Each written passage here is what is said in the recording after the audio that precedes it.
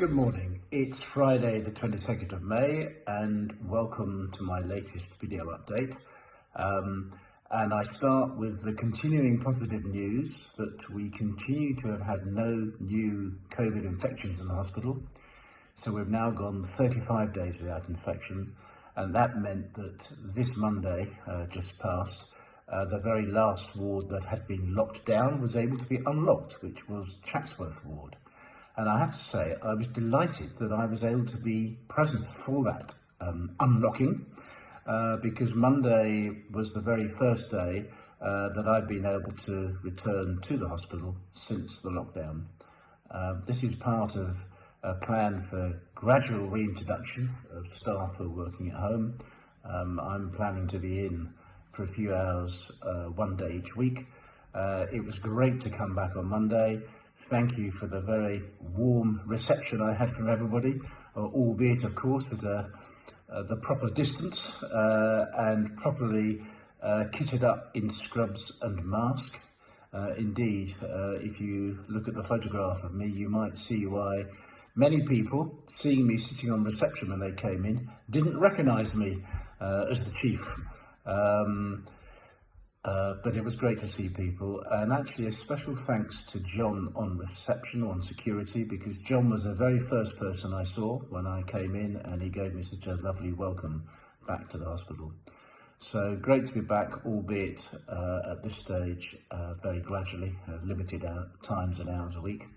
And that applies to everything generally.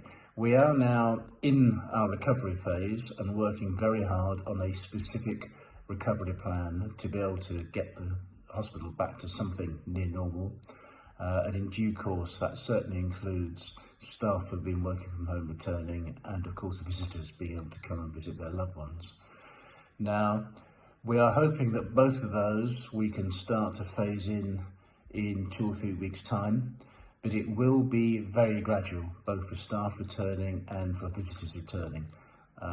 We have to proceed very cautiously because, as you know, and as I've said on these videos before, the last thing we can afford to have really is a significant spike in infections again. Everybody working in the hospital has done a fantastic job to control infection. It's brilliant that we've gone now for 5 weeks without a new infection, but we need to try our utmost to keep it that way. And that means that when we do start to slowly reintroduce staff and visiting in 2 or 3 weeks time, we need to do it very, very cautiously. And the plan that we're putting together will give much more detail as to when visiting on a very limited basis will be allowed, and how we're going to measure progress to ensure that infection doesn't take off. The other piece of news I'd like to share is around Andrew Reid ward. Andrew Reid ward we have closed this week, and I'd like to give a special shout out to the Andrew Reid team for the really efficient and effective way in which they've done that. Now we've closed Andrew Reid ward for 2 reasons. One is we have a lot of empty beds in the hospital, so it makes a lot of sense to consolidate and close a ward. But we've chosen Andrew Reid because we, in any case, were planning to do work on Andrew Reid to convert some of the beds in Andrew Reid to ventilated beds, similar to those in JEC. And we would have had to have carried out a closure, or at least a partial closure, to do that anyway.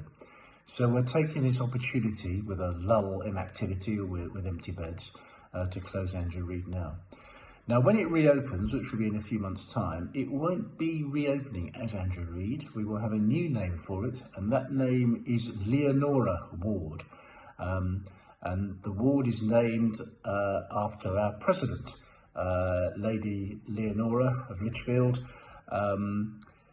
who has been brilliant in her support of the hospital over the years that she's been president.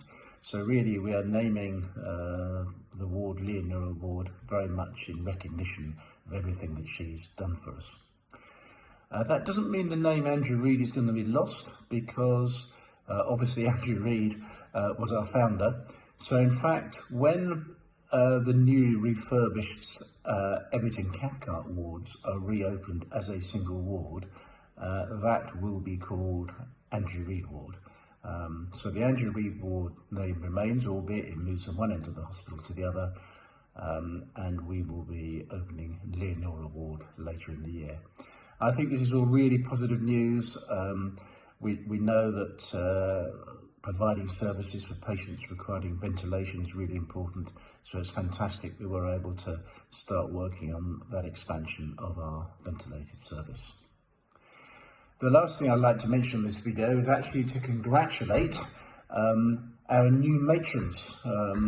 We are just announcing that going forward we will have 5 matrons, and 4 of those are people who have been promoted, and I'd very much like to congratulate the promotees who joined Sorin, who was already a matron of course, but we have now promoted Laura, Lizelle, Justin and Macarena, so together with Sorin they will be our 5 matrons, and a special congratulations to the 4 of you who have been promoted.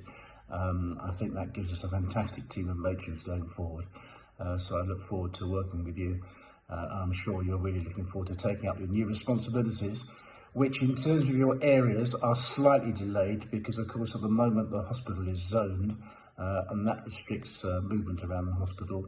But again, part of our recovery plan over the next few weeks, as long as infection does not return, is to start merging zones and in the end removing the zoning. So that's everything I have to say today. The hospital I think is in very good shape. It's very exciting that we're now on the road to recovery.